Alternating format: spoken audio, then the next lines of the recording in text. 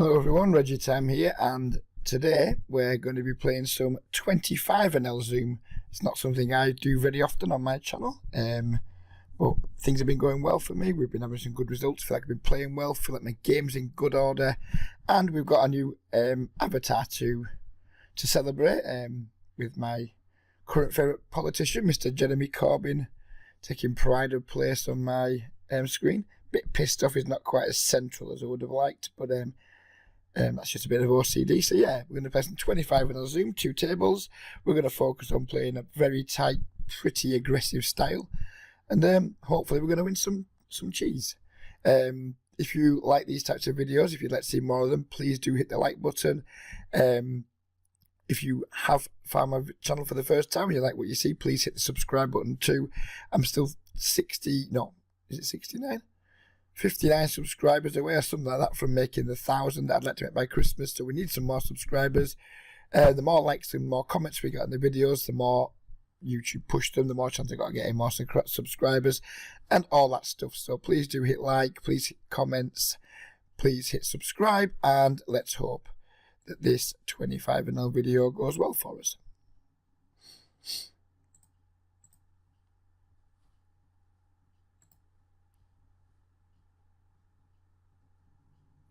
I'm going to focus very much on playing a pretty tight style because I'm not going to have many hands on too many players unless there's like lots of players who mix 16 and 25. So we're going to try and play pretty tight but pretty aggressive when we are entering pots. That's going to be the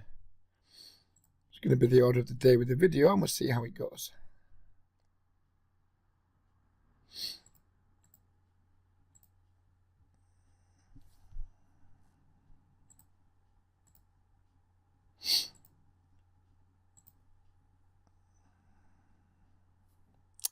King shouldn't change too much on table 1. He does fall to a lot of c-bets though. Well, say a lot, small sample size. Don't think we're going to bet. I just think, not because I think we're beat, because I think it's going to be hard to get called by words. If he has exactly a jack, he might call. But I think it's going to be hard to get called by kind of pocket 9s, pocket 10s, that type of thing.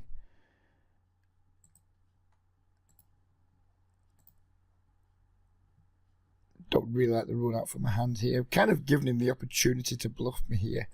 But for me to call here, I need him to have like floated the flop with pocket 7s, pocket 8s, pocket 9s, and now be turning them into a bluff. And who knows, fuck it, maybe this guy does this. But he's got like a low 1-1 soft flop of 20%. So for now, we're just going to give him the benefit of the doubt and not pay him off. Kind of when the king comes and then the ace comes on the river, and we check because we feel like it's going to be hard to get value, we do sometimes give people the opportunity to bluff us. That may be what happened there, but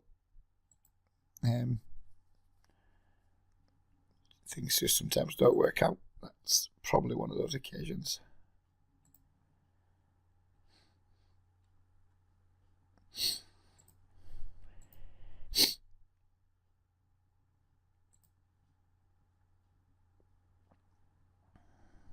Get rid of all my tags. I've got a new tagging system now, which is basically don't tag anyone except players that are noteworthy.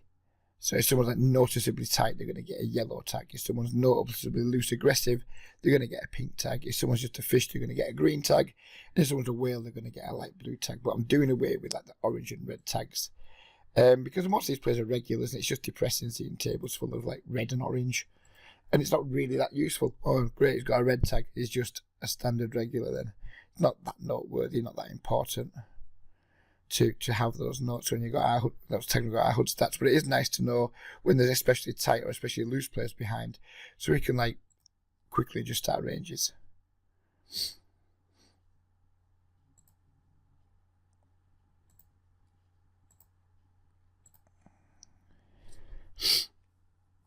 I'm going to just bet 3 streets small here against Reamer. Kind of put him on the payment plan.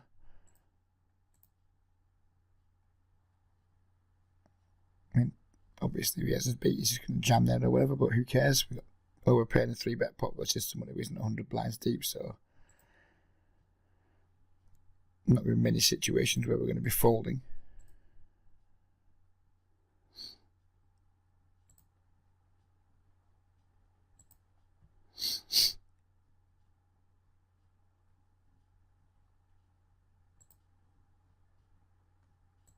my stats will come up from 10/10.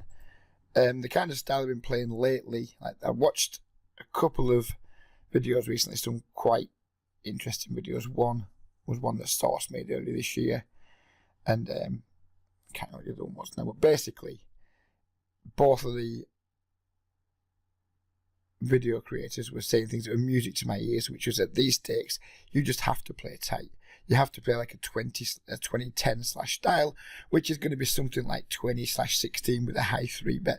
And that's something I've kind of felt I've known for a while, but struggled getting my head around it a little bit because of so many people saying, the way to beat these games is to be really like loose aggressive and beat them the fuck up. When I see or hear people like Source saying, nope, the way to beat these games is absolutely to play super tight and like just 3-bet a ton pre-flop, try and avoid playing rake where possible, which is something I've talked about in the past. I'm always proud of how I keep my rake bill down, but with my tighter play. It's just given me that extra shot in the arm, that extra bit of confidence to say, you know what, I'm onto something here. And it's just hopefully going to incentivize me to put lots of volume in, playing a style I'm really comfortable with, and hopefully it'll work really well and we'll have a nice win rate at the end of it. That's the plan anyway. Doesn't always work out, of course, but that is the idea. So you're going to see me doing like a lot more 3-betting pre-flop than you typically see me doing, and maybe not opening quite as many hands. And we're also going to be opening bigger sizes. Another thing Source said was he thinks you can open up to 4x in these games. Now I'm not going to be 4xing it, but we're going to be 3.3xing from the first 2 seats, and we're going to be 2.8xing from the last 2 seats, and just 3x from the small blind.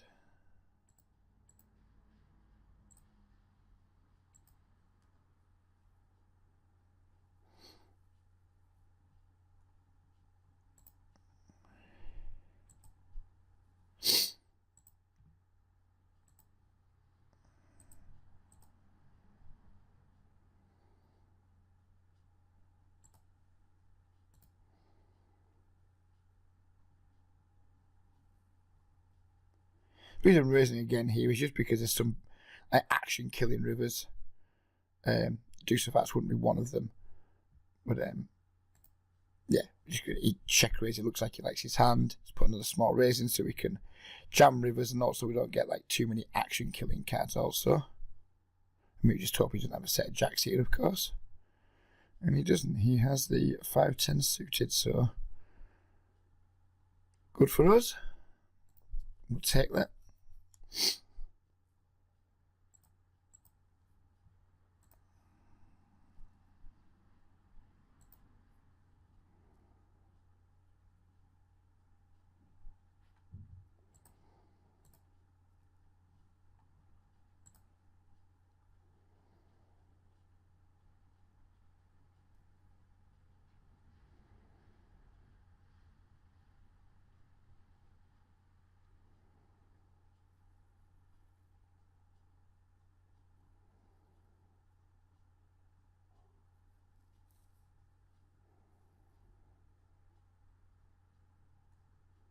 Make a smaller 3-bet than usual here because of Claudia's stack size.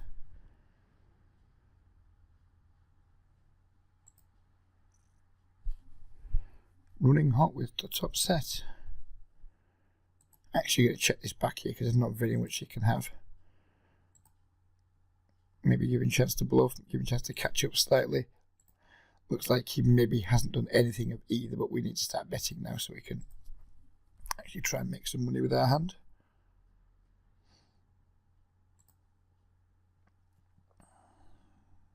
And again, I just don't think he can be super strong here. I'm actually going to make like a really small bet and just like hope we get a crying call from anything really.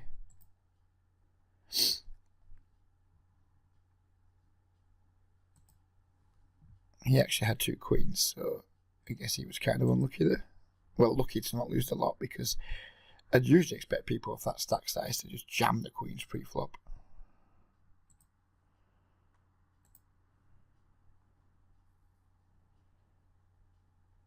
That is not a particularly exciting turn card.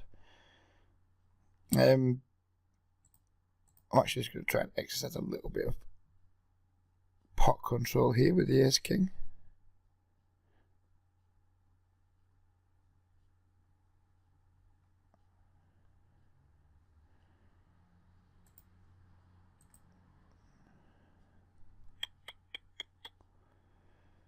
What do I think our friend here has? Called the 3-bet, called the flop. I think he has like a lot of middle pair type hands.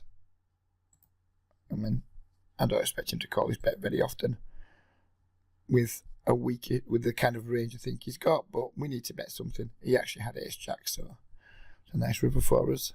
Not convinced by his peel on the flop, but whatever.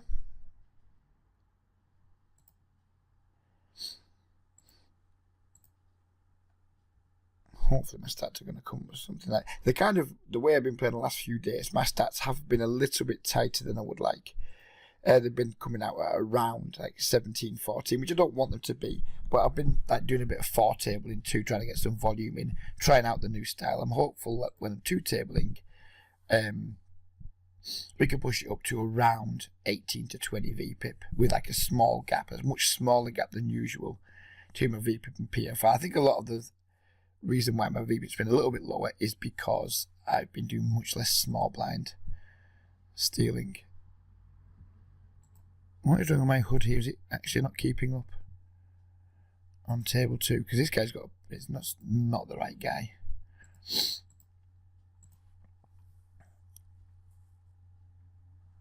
Keep my eye on that. Might have to like restart the table if it's not going to be correct. So we've got a good shot here versus a weak type player who's just dunked straight out.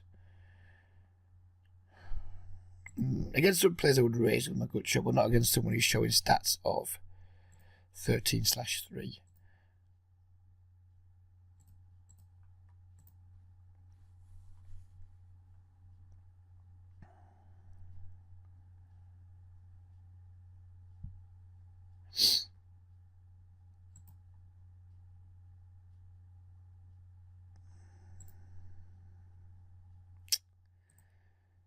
His 2-9s are just strong enough to bet for value.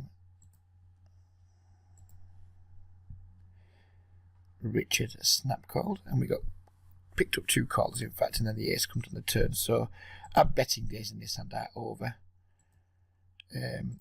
That's a mistake. I should have probably led this turn on table 1, and now we just have to check fold because I didn't lead the turn. I don't see how we win this pot on table 2. I don't think bluffing's going to work too well. I think we just give up with it and just hope it checks through and we somehow win. Seems unlikely, but you never know. And like a pretty passive looking player just wakes up and bets a river. We don't pay off passive players here at Reggie Time Poker. It's not on our daily to-do list.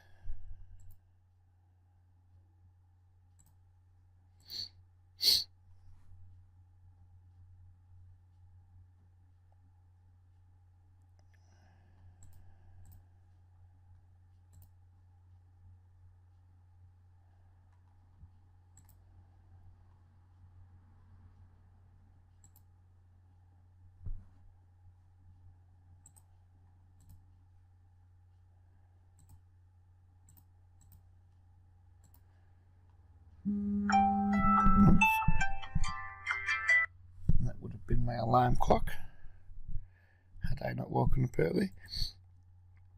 It's small again here on the turn. We have picked up a good shot. We might still like call with a 6 or a 5 or something if we keep the bet small enough.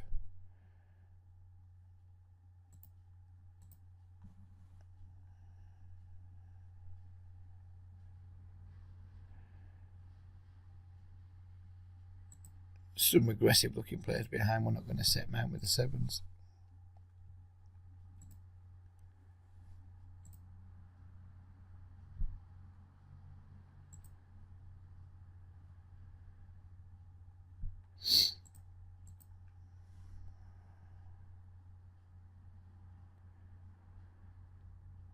Meanwhile, this player might consider 3-bet as a bluff here with the Jack Queen, but we'll just fold for the time being.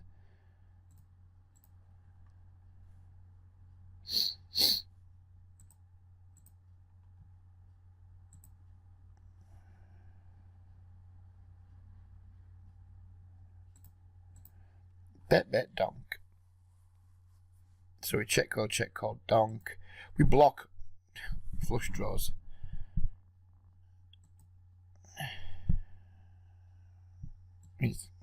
How likely is it he's got a 3? Super unlikely, I guess. I mean, I think we beat here a lot, but we're getting reasonable odds. We're getting like nearly 3-1 on the call. I think our hand's just too strong to fold, but I think we are paying off here a lot. I think this is like a really close call. I don't think there's a lot of profit in it. Nope, and there wasn't. It certainly wasn't, but never mind.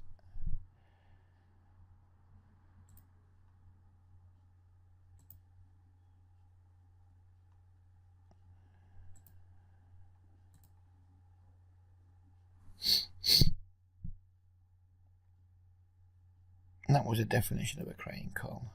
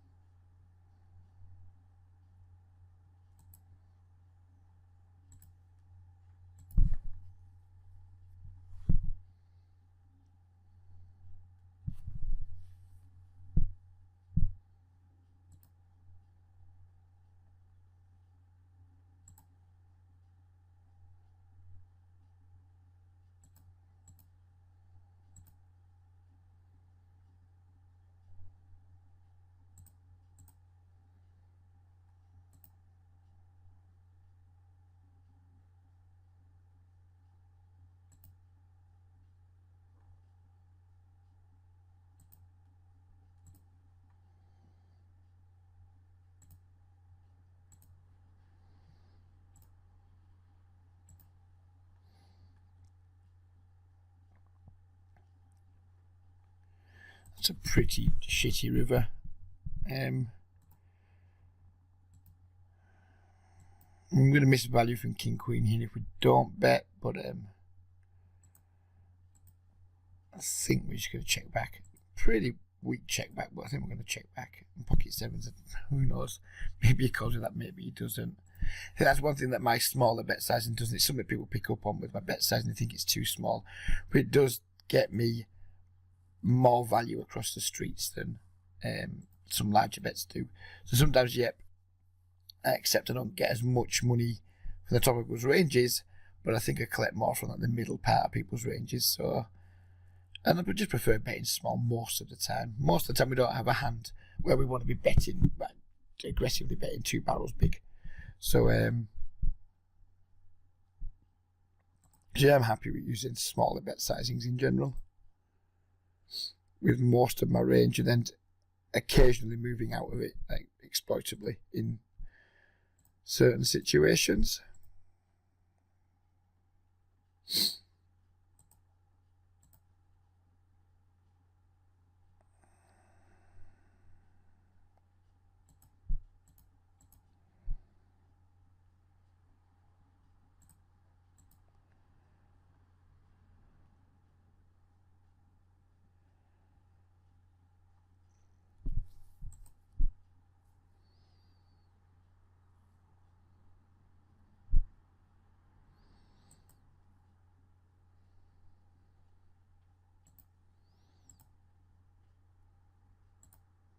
trying to try and make this player fold a queen here.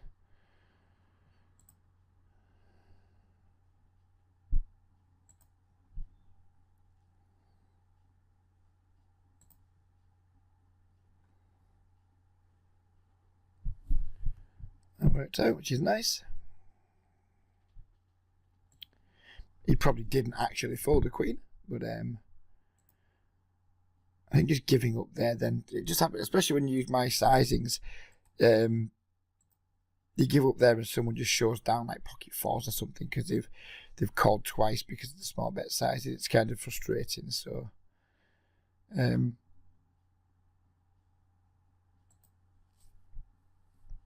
yeah, I quite like the line. I feel like a dick when it doesn't work out, of course, but it works out plenty enough, I feel.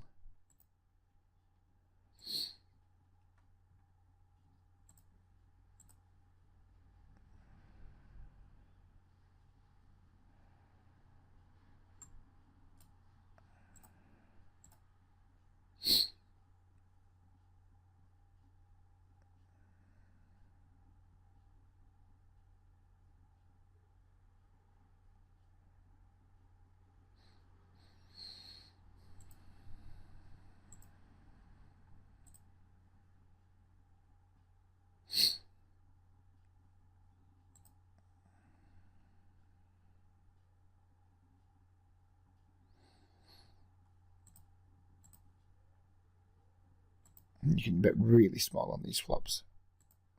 In monotone boards, it's going to be halfway up to want to raise and fuck with you. That's not a good turn card.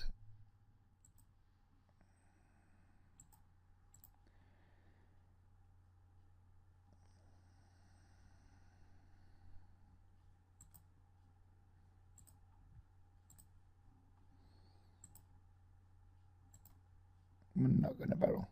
I'm just going to hope he's going to check back a lot of stuff. He doesn't check back. We could be in very rough shape here. We could be close to drawing dead, I guess. But right, so we've got two situations at once.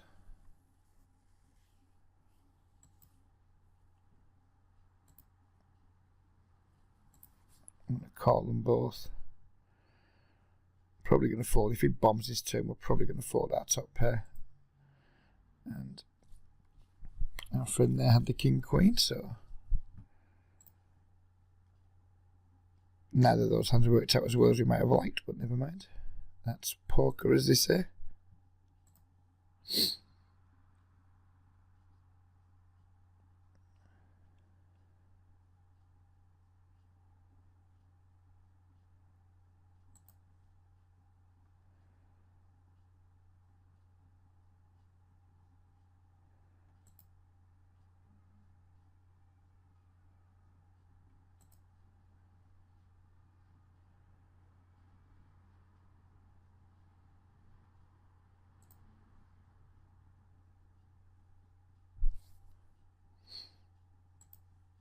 And again, pocket sevens is a hand I wouldn't have been 3-betting too long ago, but just the value of not seeing flops with marginal hands and just taking them down pre-flop a lot more seems to be working out just fine for me. I'm not sure if it's any more profitable. It does a few things, though. It makes the game easier to play a lot of the time. It certainly keeps your rate bill down. And, you know, in marginal situations where your hand's not going to play that well post-flop, it's quite nice just to take hands down pre-flop sometimes. Should we call over here with the two kings? And with the two sixes, it's a bit more dicey. We've got like a pretty tight player who isn't fully stacked, so we're going to call 180. You get like 10-1 implied odds here. It's close.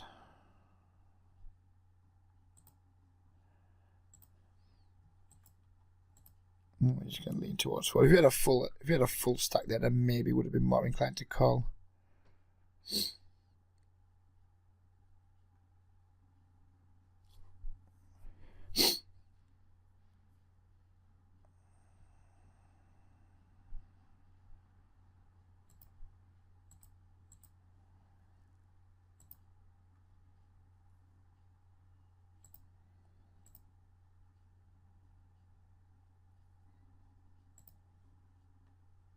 we've been doing a lot of c-bet in this session, this is nowhere near my usual c-bet, by the way. 94 is not even close. So we've just been in situations where we could c-bet a lot. But certainly not going to be c-betting the king-queen on the 9-8-4 rainbow.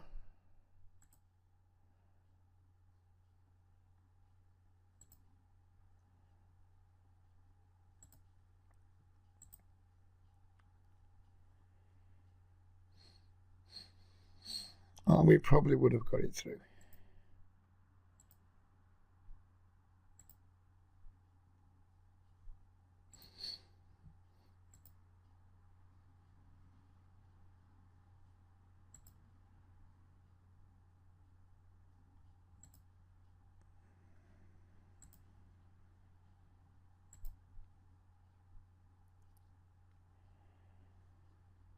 Normally don't wait to open hands like 3-4, but when we have a yellow tag in the blinds, it's an exception to the rule.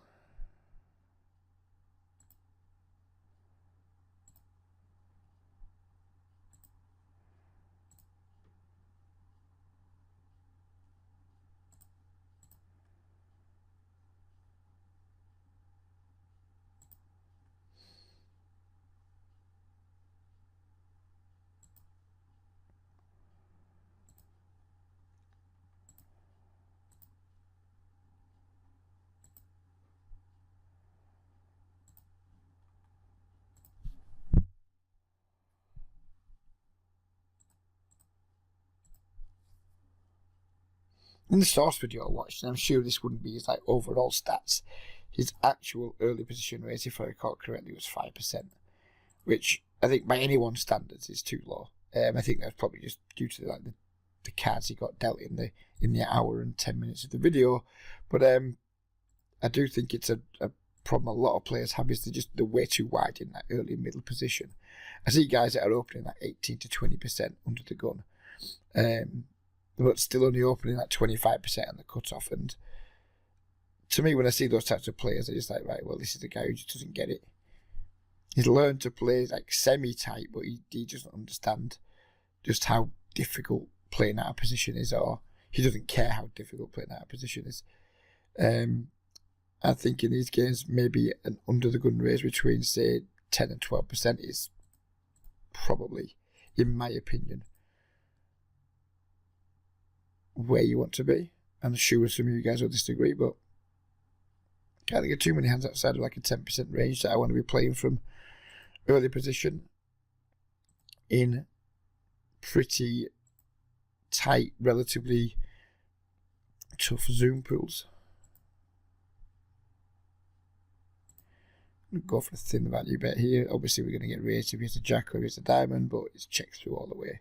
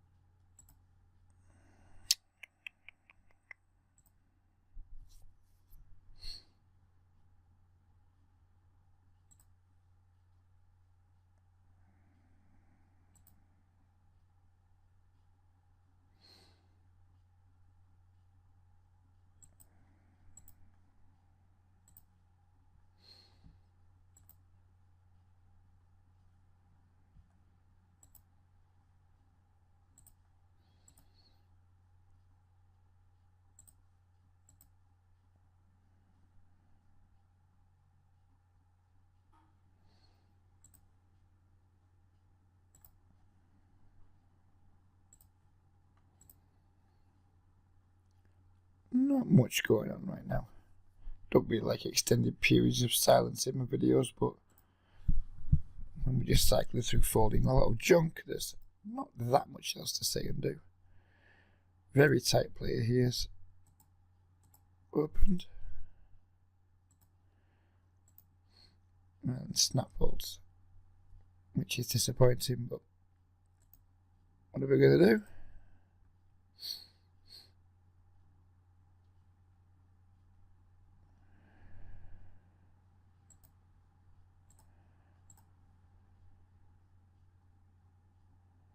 I'm very aware that I do have a very small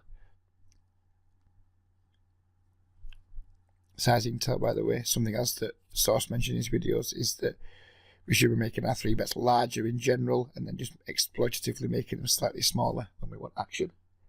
If Source says try that, then I'm going to try that.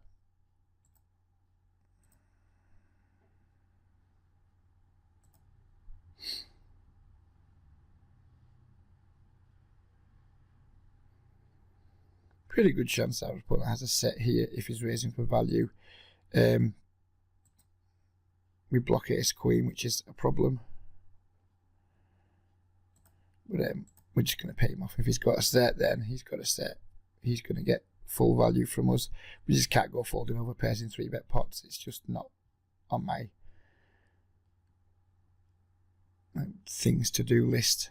I think there's a very good chance we're just going to lose here to pocket 3s or pocket 5s, but what can we do? Or sometimes he could just have 7-6, which is why we just can't fold, I guess. I think the thing there is just don't jam. Yeah, fair enough. There's a very good chance we're going to be beat there. Or not a very good chance, but a reasonable chance we're going to be beat there. But obviously our hand's too strong to fold probably most of the time. But when we jam, if we just decide fuck it, we're committed, we're jamming. What happens then is you fold 7-6 and shit like that. You make people fold hands like 7-6, which is obviously not what you're wanting to do. So in situations like that, I tend to just say, you know what, I'm just going to call down and hope they're bluffing from time to time. That seems like a pretty useful flop, but it also seems like one that's going to be pretty hard to make any money from. So check back and see if we can get some bets out of our opponent.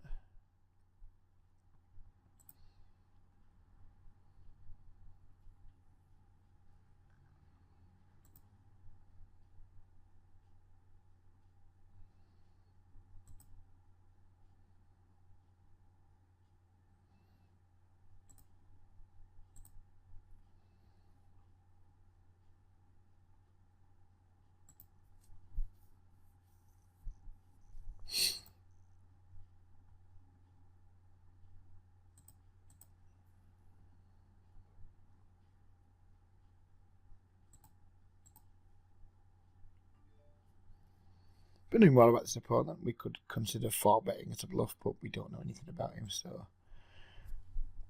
make a tight fold to begin with. I think 4-betting that hand as a bluff certainly has some merit, though. But it's nice to know a little bit more about your opponents first before you do it.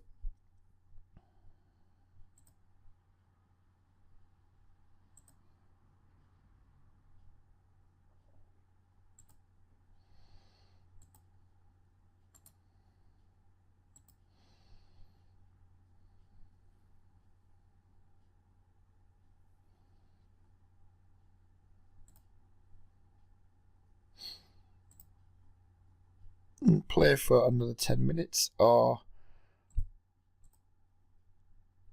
until we complete the card match, because how exciting is that going to be for you guys to watch me win 50 cents on card match or whatever? I was about to check back with my nut flush draw. Certainly not going to try and like bluff raise 2 people when he's, or semi bluff raise when it's been pot sized bet and call. I think there's a good chance both these guys are pretty strong. I think my fold equity is limited here, but obviously we're getting like decent enough odds to call, and hopefully if we smash the flush we can stack somebody.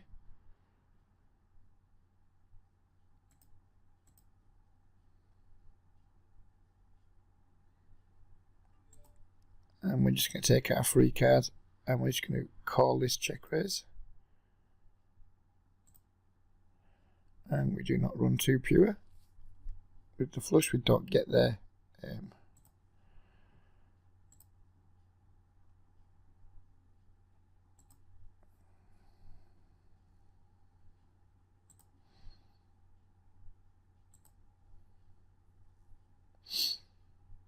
Pick up the cold. Well, pick up 2 cold callers with the 9s.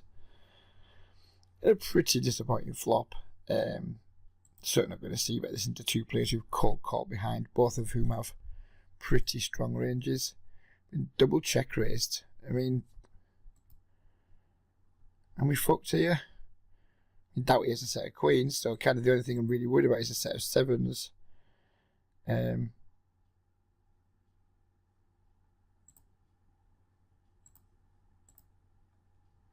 If he's got a set of sevens, then good for him, I guess.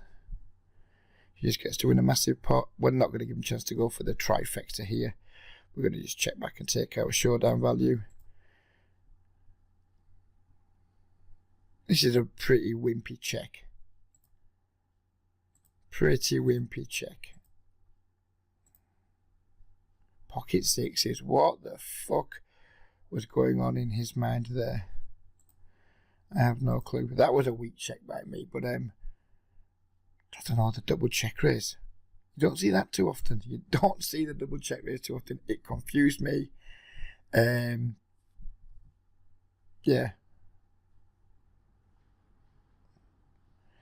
That hand was weird.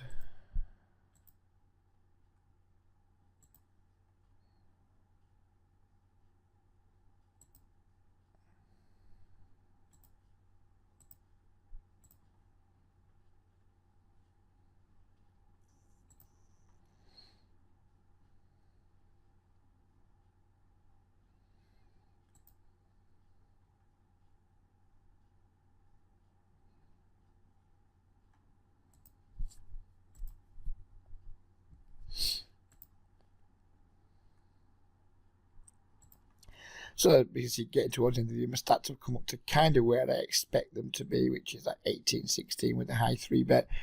This is a style I'm very comfortable with. And if it's a style that just happens to work really well in the games right now, the way the game's played, then hopefully I'll be in for a good spell. And it does seem to work really well, albeit up a pretty limited sample size. I'm looking forward to trying it some more. We're kind of on a Sky Poker holiday because of the absurd promotions they're running. They're running like a Micro Madness promotion, which I thought was like a really good thing. Let's reward micro stakes players. But at the same time, they're running a priority one too. So all it's done is just fucking flooded the cash gains with people chasing points. And I actually think most of the time it's a worse option. Sky at the moment, this month, is going to be a worse option at the limits I play than playing Zoom is, which isn't something I thought I'd hear myself say ever.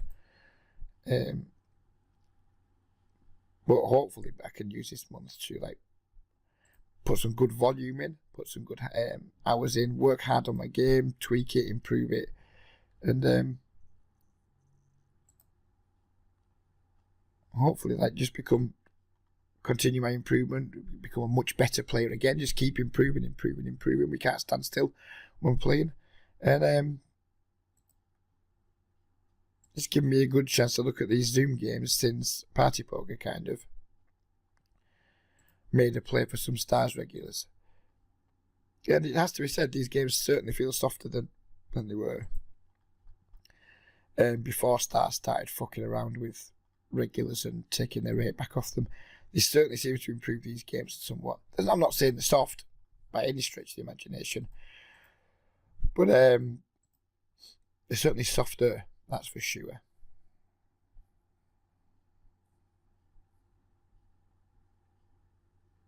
I've got a friend who's playing on Party Poker right now in 25 vanilla games, and then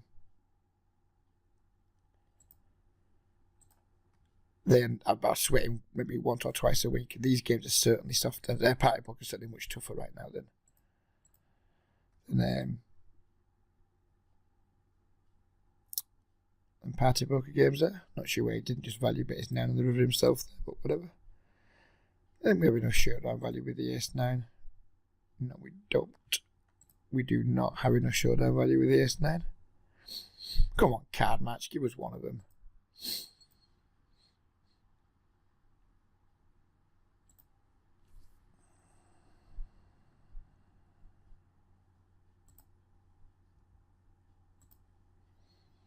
Here it is, the King and the 10.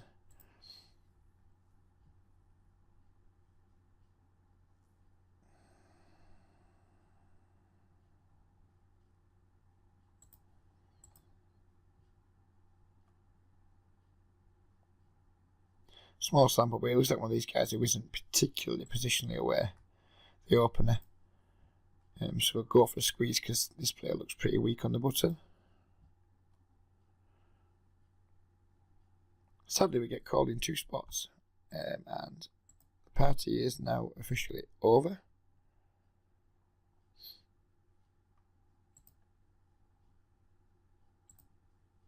I mean, I think that's a bad squeeze. I think I got a little bit excited by the 10 of diamonds and trying to complete the card match. I don't think it's a great squeeze. I think it's fine. I mean, this guy does look like he's not that positionally aware over a small sample. 21% early position, like just 21% cut up, etc. It doesn't look like he's like putting tons of thought into his game. To me.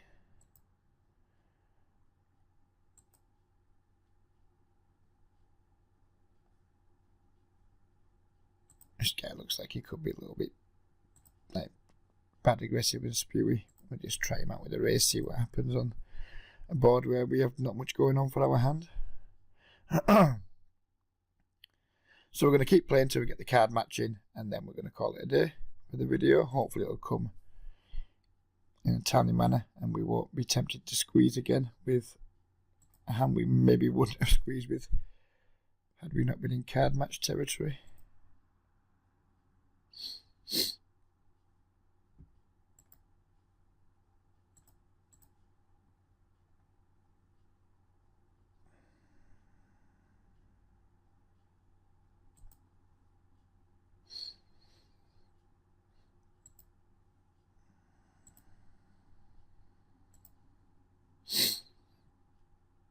Yes, yeah. Let's just try and take it down right now. The ace 10 offsuit normally not a raise from me from early position, but it can't be terrible, and we get the card matching. So we're going to be sitting out next big blind, both hands, and we're going to end the video with a glorious reveal of how much we've won on card match.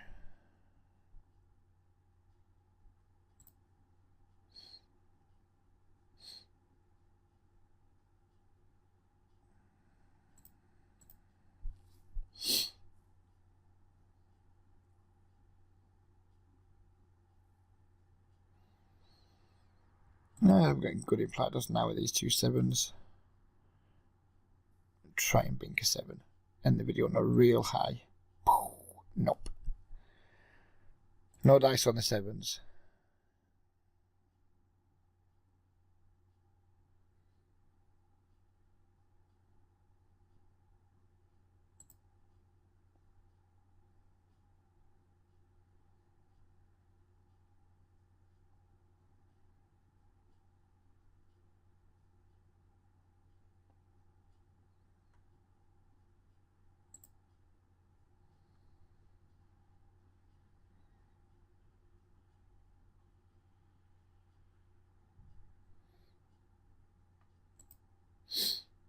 So there we go. Over the course of the session, we have made $63. Happy days. We'll have a bit of that. $63 plus whatever this is. Here goes. Get in. Another $1. $64 session. We'll take that. Hope you guys have enjoyed it. If you have reached this stage, you still haven't subscribed, or you still haven't hit the like button, please do it now, and we'll see you again soon with another video. Bye bye for now.